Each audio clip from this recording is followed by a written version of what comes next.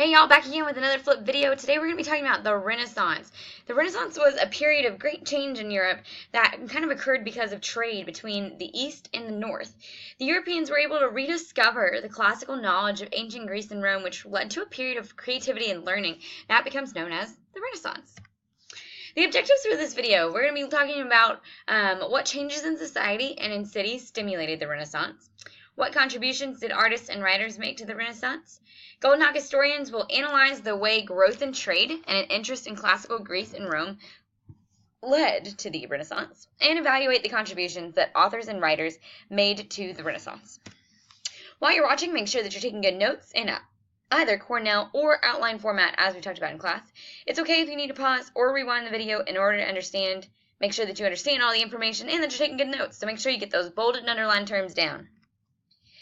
The beginning of the Renaissance kind of started after medieval times. The Black Death, starvation, warfare had really taken over Europe since 1300, and that caused a decrease in population, but an increase in the amount of food that was available, and so a decrease in the amount of food prices.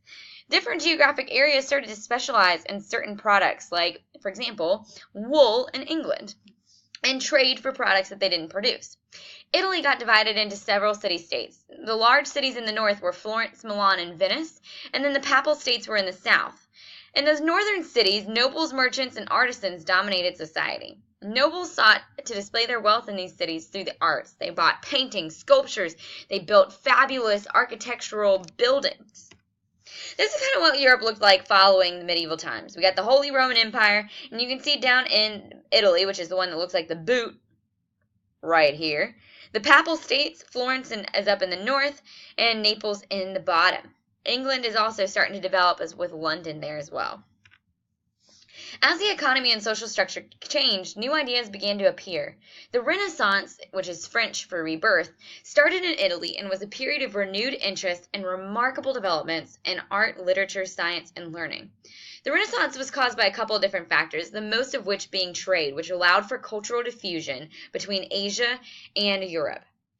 Also, the wealthy city-states in Italy grew, which allowed some of the more rich and powerful merchants to become supporters of the arts, encouraging this form of artistic expression.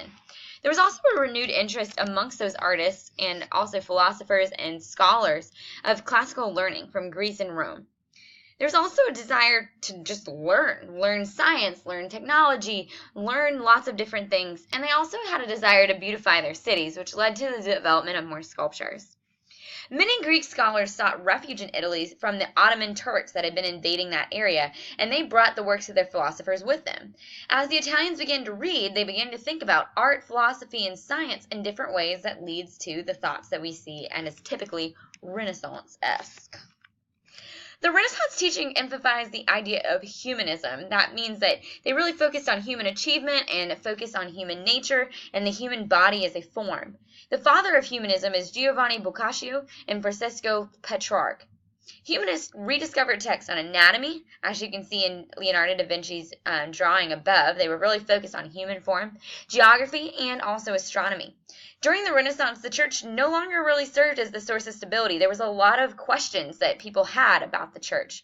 So people started to turn to secularism, or the focus on what was here on earth, rather on a religious or a spiritual focus. The humanists argued that individual achievement and education could only be expressed if people used their talents and abilities to serve the places where they lived in their cities. These kind of resulted in these ideas of what a Renaissance man or a Renaissance woman was. A Renaissance man accomplished studying the classics, but also was a man of action. He acted on behalf of his city. He was active in politics. The Renaissance woman, however, spoke of serious and amusing subjects, had a knowledge of Latin and Greek, and could read as well as write poetry and history. Notice there's nothing in there about her participating in politics. One of the most influential books of the time was The Prince by Machiavelli, and it encouraged rulers to do whatever was necessary to maintain political power, even if it was revealed as cruel. Machiavelli kind of came up with the term, there are a means to an end. It doesn't matter what the means are, as long as you get to the end result, which was, for him, was power. Most scientists during the Renaissance focused a lot on human sciences, history, geography, and politics, where they were focusing on the human and the human form. However, a lot of people started to question the world around them, mainly challenging the church's ideas about what they had said about nature. Copernicus was the most controversial because he suggested that the sun sat at the middle of the universe and was orbited by the planets and stars. This theory, called heliocentric theory, was contrary to what the church stated, because the church said that the earth was the center of the universe and everything rotated around it, because obviously humanity is the center of God's universe. Galileo, an Italian astronomer, wrote about the heliocentric theory and was placed under house arrest for asserting those ideas. Unlike the medieval artists that used art to symbolize religion, Renaissance artists used art to depict things that they observed in nature, mostly men and women. The nobles ordered their art from artists, paying them a certain price for a certain piece of art. The wealthy competed against each other, trying to get the best piece of art, the biggest piece of art, the most expensive, most creative, most realistic piece of art. In Florence, the most powerful and wealthy family was the Medici family, and they gave large sums of money to artists and musicians to essentially make all the art that we now typify as being Renaissance art. Renaissance artists wanted to paint the natural world as realistically as possible.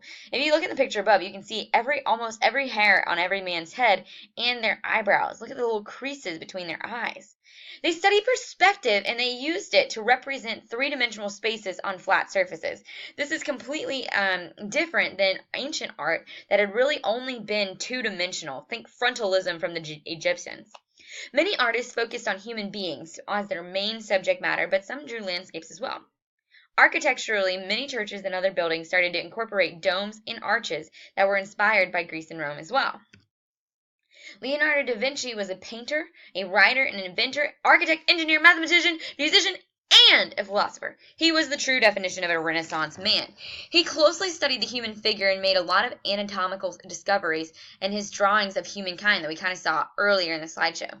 He created hundreds of drawings, armored tanks, flying machines, other countless things. He really was the first one to invent the tank as we know it today. His most famous works of art, however, were the Mona Lisa and the Last Supper, seen above. You can tell that they're very realistic, and you can never tell if the Mona Lisa is really smiling at you. Another Renaissance artist was Michelangelo. He and other Renaissance sculptors studied the human anatomy carefully in order to make their marble sculptures more and more lifelike. In the picture to the right, you can see his most famous sculpture, David. David's hair was all very, very down to the last little pinprick, and every muscle was etched perfectly. Michelangelo also gained a lot of fame for his painting of the Sistine Chapel ceiling. It was a massive painting that personalized many of the Old Testament Bible characters.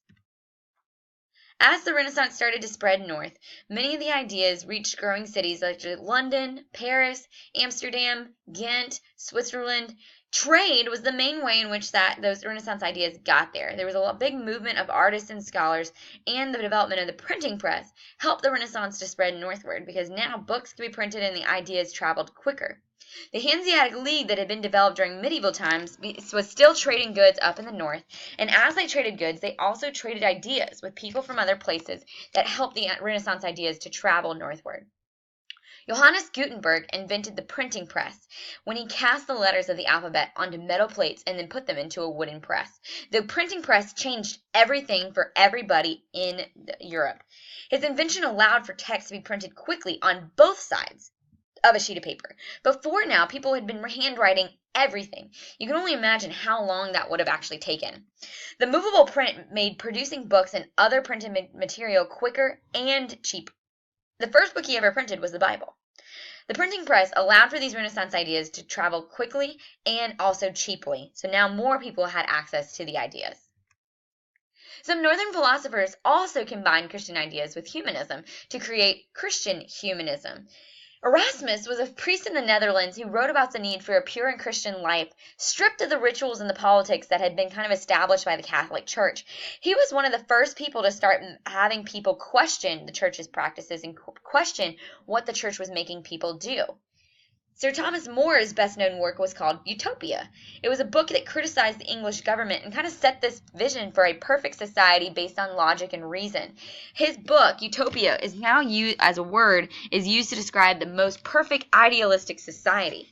This also kind of started in the English to thinking about their government and criticizing their government and thinking about what that really should look like. William Shakespeare, also from England, wrote plays based on his knowledge of human nature that helped even the uneducated to start to understand Renaissance ideas about human nature and human character. Also up in the north were artists that were influenced by the Italian Renaissance. Albrecht used Italian techniques of realism, as seen above, and the northern style of oil painting. Oil painting allowed Albrecht to make his paintings super detailed that was very popular in Renaissance times. What's next? Read back over your notes. Make sure you have all the necessary vocabulary that appeared as bolded and underlined words during the video. When the video ends, make sure that you go ahead and read back through your notes and don't do that quiz for understanding because it doesn't accompany this video. Thanks for joining me for this video, and we'll see you in class.